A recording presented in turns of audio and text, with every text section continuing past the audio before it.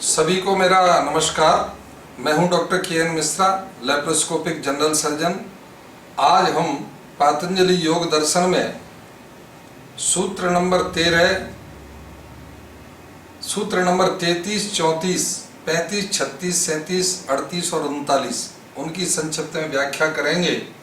और इनका जो विषय है, इसमें चित्त या जो बुद्धि है, वह मन है, उसको प्रसन्न करने के उपाय बताए हैं। तो जो 33वां सूत्र है कि मैत्री करणुमुदित उपेक्षाणाम सुख दुख पुण्यापुण्य विषयाणाम भावनाश्चित्त प्रसादनम, कि व्यक्ति चार तरह के होते हैं। एक तो होती है पुण्यात्मा, और दूसरी रहती है पापात्मा, और एक रहते हैं सुखी और एक रहते हैं दुखी। तो यदि कोई व्यक्ति सुखी हो, जिससे सुख ही सुख हो, ऐसे लोगों से तो मैत्री करना चाहिए। और निश्चित है कि हर कोई व्यक्ति जो पैसे वाला हो, जिसमें बहुत अधिक ऐश्वर्य हो, सुख हो, उससे मैत्री करते हैं, उससे मैत्री करना चाहिए।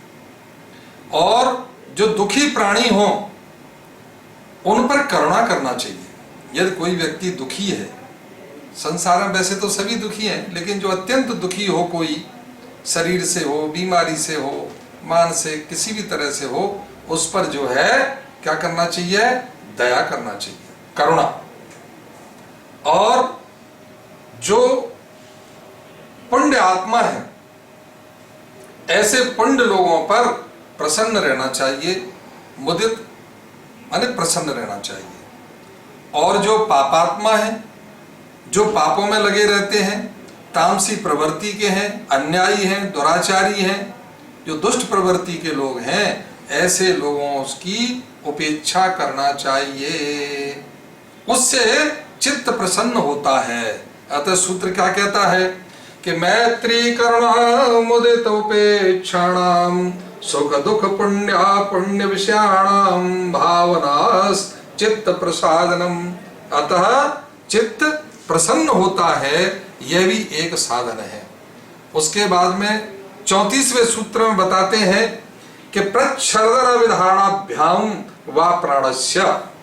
प्राणस्य षष्ठी विभक्ति है कि प्राणवायु को, जो प्राण अपान व्यान उदान समान है, इन प्राणों को प्रच्छर्द अविधानाभ्याम, प्रच्छर्द माने एक्सप्रेशन, जो हम सांस को बाहर निकालते हैं प्राणायाम के द्वारा, जो बाह्य कुंभक करते हैं, श्वास को बाहर निकालते हैं, और श्वास को जब अंदर लेते हैं, अतः अनुलोम विलोम जो प्राणायाम है, प्राण को बाहर निकालना, प्राण को अंदर निकालना, प्रच्छर्द ये, और उसमें सांस को रोकना, बाह्य कुंभक है।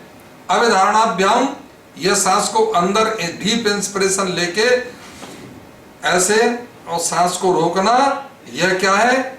ये अंतर कुंभक होता है। तो बाह्य कुंभक, अंतर कुंभक, रेचक, विरेचक, प्राणवायु का ये प्राणायाम करने से भी चित्त है वह प्रसाद होता है, माने प्रसन्न होता है। और जो नाड़ी है हमारी, इड़ा, पिंगला, सुषुम्ना, अन्य जो कूर्म जो नाड़ियां हैं, उनसे दोष और मल उनका नाश होता है और चित्त प्रसन्न होता है। इसके बाद में फिर मन की स्थिति के लिए बताते हैं 35वें सूत्र में कि विषयवती व प्रवृत्तिस उत्पन्ना मनसः स्थित निबंधनी। ऐसे लोग विषयवती व प्रवृत्ति उत्पन्ना, कि विषयों में प्रवृत्ति, जो कि विषय है, उनमें आसक्ति जब उत्पन्न हो जाती है, तो उससे भी मन प्रसन्न होता है।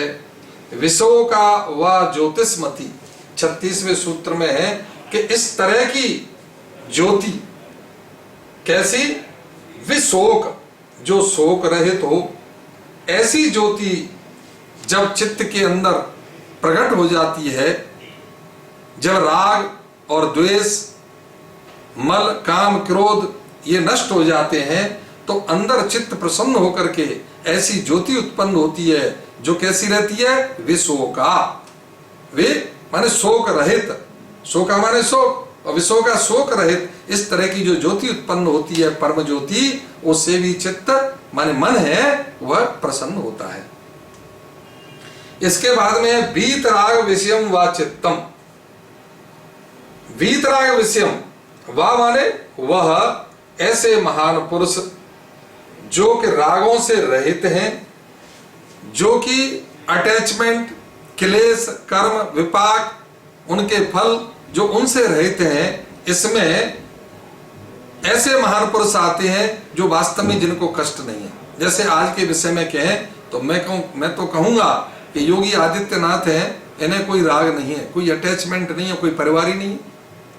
आज के विषय में कहूंगा तो नरेंद्र भाई मोदी जी भी, जो कि पत्नी से भी संपर्क नहीं है, भाइयों से संपर्क नहीं है, और अपनी माता से भी ये नहीं है कि वो अपने निवास में, दिल्ली भी प्रधानमंत्री निवास में लेके गए हो। तो ऐसे महान पुरुष, ये तो मैंने वर्तमान में बताए, लेकिन ऐसे लोग जैसे हनुमान जी हैं, पूर्ण रूप से उनको वैराग्य है, और महात्मा गौतम बुद्ध हैं, महावीर हैं, ऐसे लोग जो वास्तव में ही, चाहे ईसा मसीह हो, जो महान पुरुष, दयानंद सरस्वती हो, विवेकानंद हो, जो भी महान पुरुष जिनमें राग नहीं है, जिनमें द्वेष नहीं है, जो संभाव सुख दुख को एक जैसे समझते हैं, ऐसे महान पुरुषों के भी चित्त ध्यान में लाने से चित्त प्रसन्न होता है। इसके बाद में जो दूसरा बताया है कि मन और किस तरह से स्थिर होता है, स्वप्न निद्रा ज्ञानावलंबनम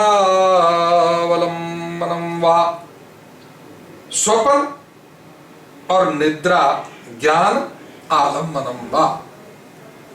जब कोई व्यक्ति पूर्ण रूप से निद्रा लेता है, पूर्ण रूप से निद्रा लेना माने नींद बहुत अच्छी आती है, सुखकर नींद आती है, उस नींद से भी जो जिनका चित्त विक्षिप्त हो जाता है वो शांत होता है सुखकर नींद लेने से। और ज्ञान के द्वारा भी, एक अज्ञान और एक ज्ञान, जैसे सांख्य है, सांख्य के द्वारा, सांख्य में ज्ञान योग प्रधान है, तो जब हमें उस परम सत्ता का ज्ञान हो जाता है, ईश्वर का ज्ञान हो जाता है, उससे भी चित्त है वह मन है हमारा स्थिर होता है, चित्त प्रसन्न होता है।